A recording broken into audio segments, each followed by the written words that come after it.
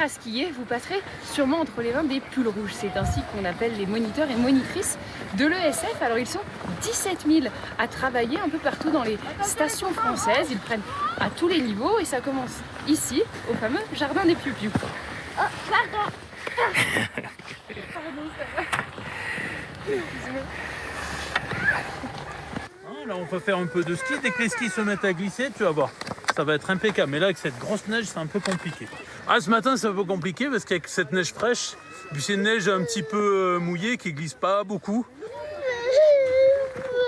Ça fait partie du métier. On a des presque champions, puis on a des qui débutent, des qui sont grands, des petits, tout le monde. Ça s'adresse à tout le monde le ski. Oui, ma chérie. On va s'arrêter un petit peu, d'accord ?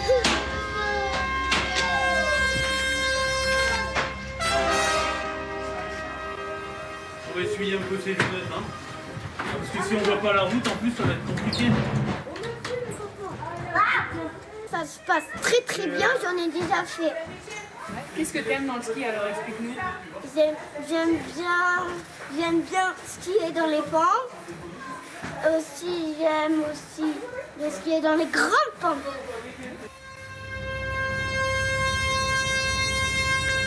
C'est comme Maréchal Ferrand, vous savez, on refaire les chaussures. Viens là, donne la main.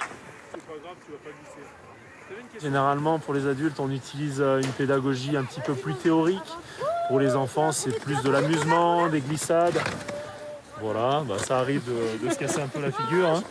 Ça fait partie du jeu. Et c'est comme ça qu'on apprend. J'en ai fait à 14 ans, donc je pense que c'est comme le vélo, ça s'oublie pas trop. Mais oui, je pense que c'est un petit peu dur au début.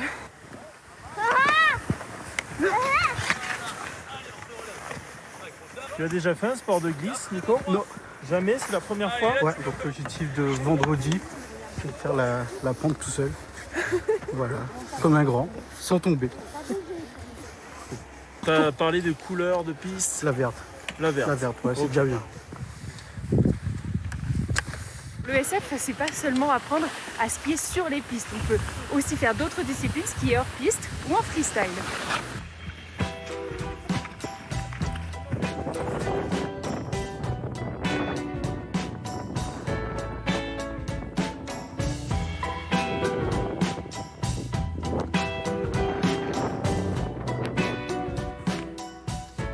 On prend un maximum de vitesse. On se met un petit peu en boule pour avoir moins de prise au vent. On va tout droit et ça devrait passer. Ça passe bien. Allez, vas-y.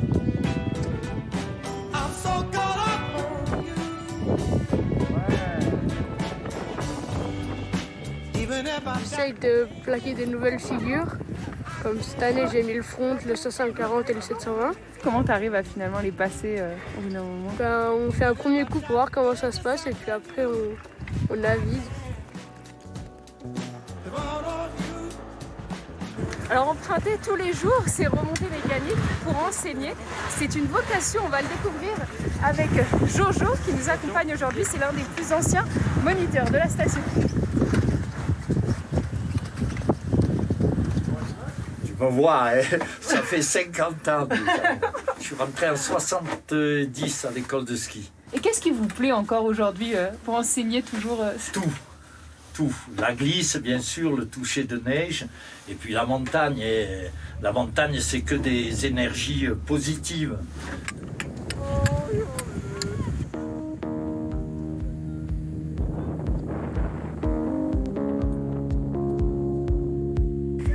Oh les Corses! Comment ils vont? Comment elle va ma chérie? Voilà des élèves corses que j'ai eu. Fait échange de bons procédés. Oui. Un bon fromage avec contre du bon génépi. bon génépi. Allez Raphaël, on dérape. Allez. On a une grande histoire familiale ensemble, on va dire. Et puis du coup, depuis toute petite, on prend des cours avec Jojo. Et là, mon père a commencé, moi j'ai suivi. Et puis mon fils Raphaël, qui a 10 ans, continue aujourd'hui et il ne dure que par Jojo. Et alors jusqu'à quand tu vas travailler, Jojo? Tant que je tienne debout. Ouais. Ça, c'est...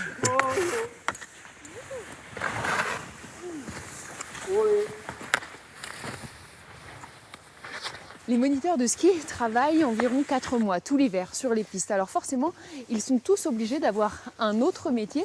Et ici, traditionnellement, en zone rurale, ils sont souvent agriculteurs. C'est le cas de Jean-Denis, on va le voir.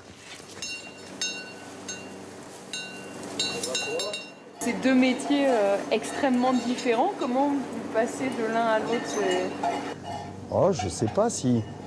C'est peut-être ça qui est bien, c'est que ça soit différent, non? À la fois seul avec nos animaux pendant un temps, et puis avec les gens, le contact est intéressant. On ne peut pas vivre tout seul, quoi. On a besoin des autres, donc ça permet de rencontrer d'autres personnes. Hein. Le développement des stations de ski dans les années 60 a permis à beaucoup de gens de rester dans les villages de haute montagne, en tout cas, puisque ça a apporté une manne financière qui n'existait pas avec seulement l'agriculture. Hein. À l'heure d'aujourd'hui, en haute montagne, comme ici, pour tirer un SMIC, avec des vaches, il faut 60 vaches. Donc, c'est bon, on en a 40. Vous voyez, c'est pas possible de vivre, quoi. Donc, cette manne financière qu'ont apporté les stations, mon père en a déjà bénéficié, et c'est quelque chose que personne n'a laissé passer. Jean-Denis retrouvera sa ferme à la fin de l'hiver. Comme lui, ils sont une centaine de moniteurs à travailler dans la station.